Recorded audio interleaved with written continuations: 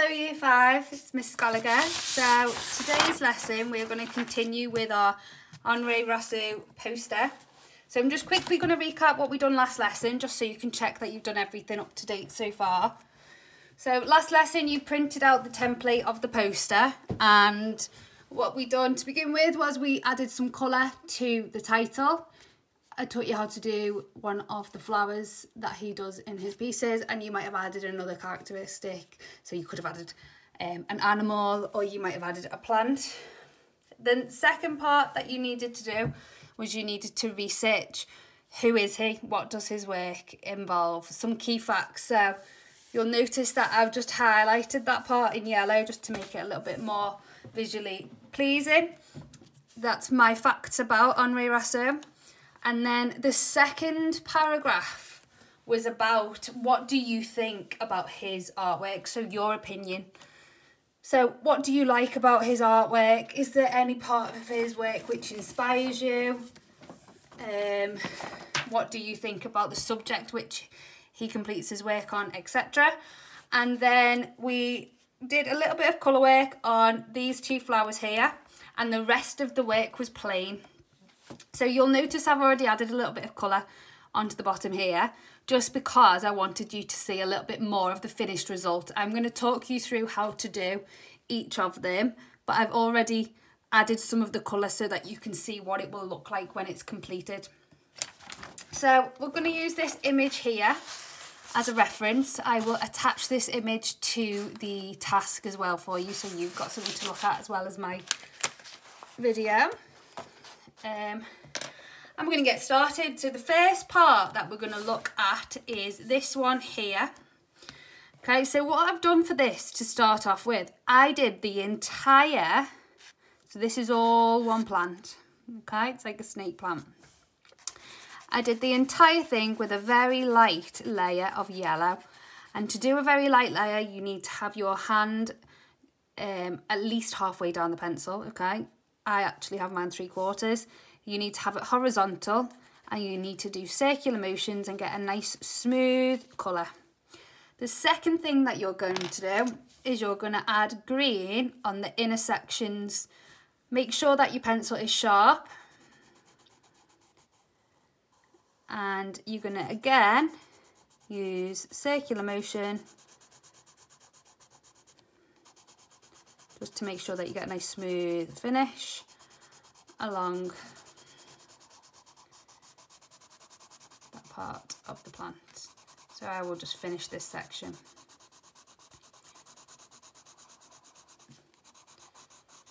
If you're not getting neat edges, then just sharpen your pencil. You're probably going to need to have your sharpener handy throughout this lesson.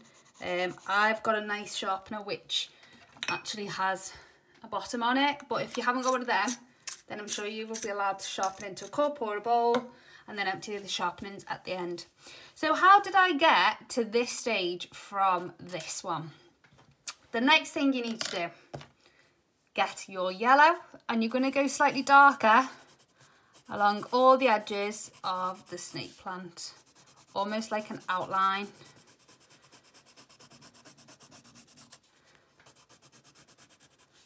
Okay, make sure you don't go outside the lines, but we want to show it off because we've got it against a white background as well, and sometimes the paler colours can get lost on white paper, so this is just going to add a little bit more depth to the colour, a little bit more pigment, and make the poster look bolder, so someone would go over and read it and find out some more information about this artist, which is what we're wanting. And then I'm just going to do down there. And there. Okay, so I've done pale yellow everywhere, then I've done a light layer of green, and then I've done darker yellow on the edges. And then can you notice how it goes dark, light, dark?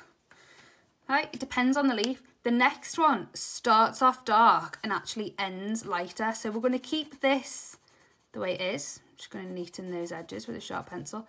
When I start to get lower down, I'm going to add another layer. I'm holding the pencil now 1/4 of the way down because I want to use a little bit more pressure. Still circular motions, and as I go further down the page, I want it to be a nice strong colour.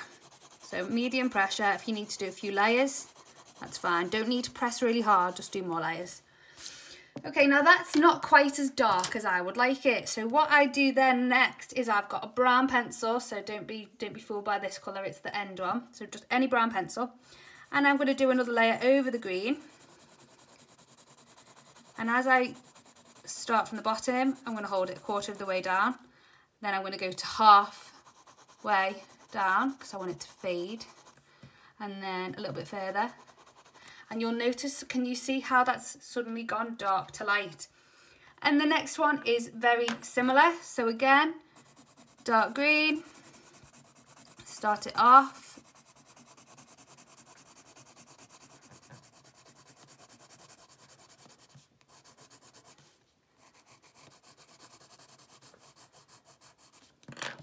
Brown on top. Now you have to have the brown over the green, otherwise it's not going to look like a darker green, it's just going to look brown. Okay, so we're going to go in lighter. The next one is the same, so I'm not going to do every single leaf here, I'm just going to show you until I feel like you will have grasped how to do it on each part.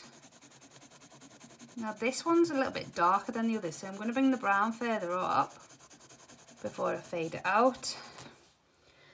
And I'm just going to do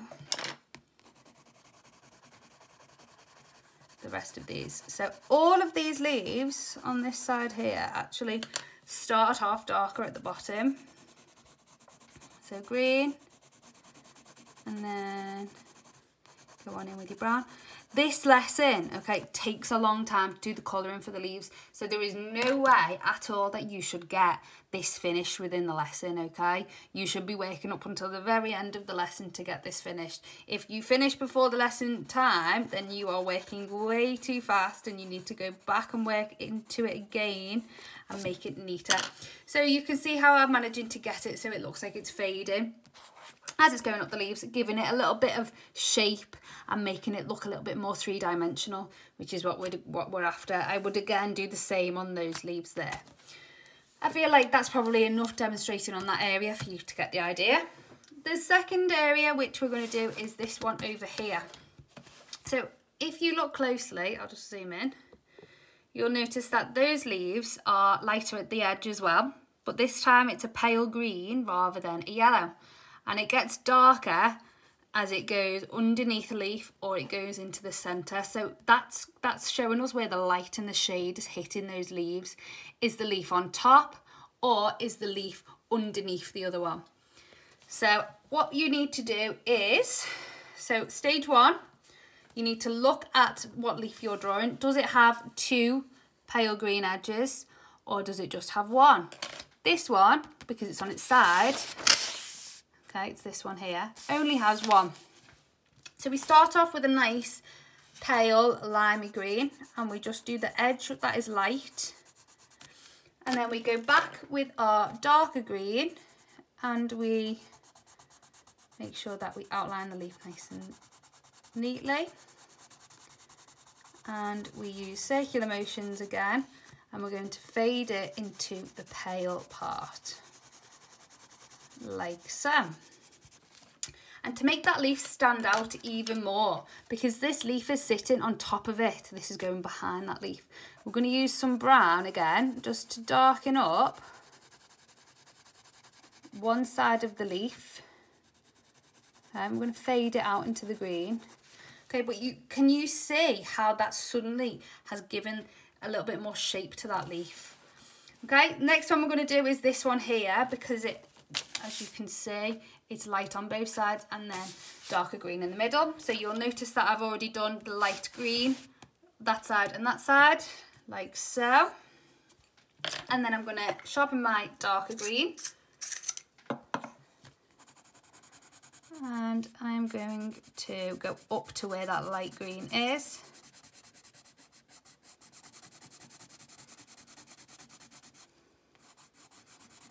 Keep sharpening your pencils as you go because it will make a big difference to your work. And again, take your time. I'm trying to demonstrate this quickly. You don't need to work as quick as this. Got plenty of time. Okay, so you'll notice this part of the leaf above it is dark because it's going into the centre of that tree.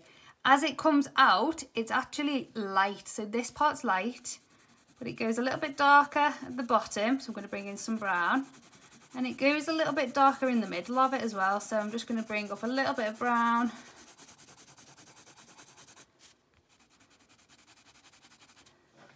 There, like so. Okay, and you can see how I'm starting to get that effect.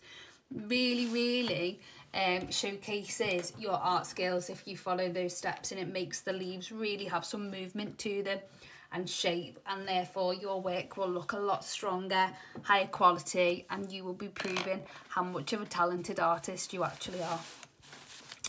I'm just going to do one more, but I'm going to do it from this side. So once again, I've used the pale green to do the light area. I'll be uploading a photograph of this finish, boys and girls, so you can look at my photograph or you can look at the image for where you need to add this colour, where you need to have the light and the darker parts. And then I'm going to go in with the dark green and I'm going to colour in. I never have my pencil like this upright, and I've never got hold of it here because I don't want to use that much pressure. That much pressure is going to scratch, okay? It's going to engrave the page. And when you scratch the page with a colour, it does not allow you to build up another colour on top of it because you've already damaged the paper. So really important that you follow the instructions that I'm giving you because it is for a reason. So light green, dark green, and then you've guessed it, on the edge where the dark green is, I'm going to bring in a little bit of brown. And I'm going to blend that into my dark green. And you'll see that it just gives it that little bit more weight in the leaf. And you can see that it's leaning more to the right. So all of those other leaves there, I will finish for you to copy. And that just leaves us with the centered part, which is this one here, which is really easy actually. It's a layer of yellow, and then it goes yellow with a light green, then light green, yellow with the light green, then light green. So you're just making each leaf a slightly different shade, whether it's more of the green or more yellowy green. So you'll notice I've done those leaves there, and I'm up to this one. So we're going to go slightly darker here. So I'm going to separate it from the leaf that I've just done by using a line, and then I'm going to use circular motion.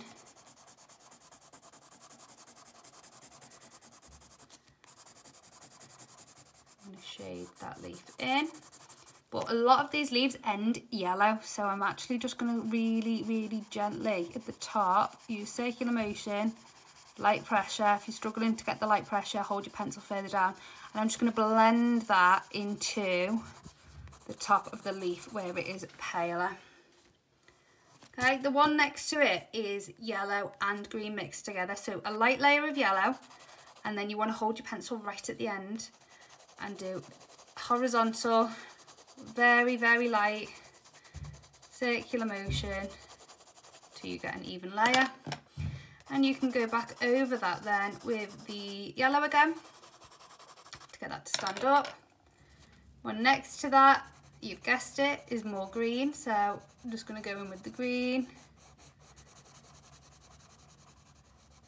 Circular motion. That leaf's actually cut in half. This one here is yellow. And then we're going to go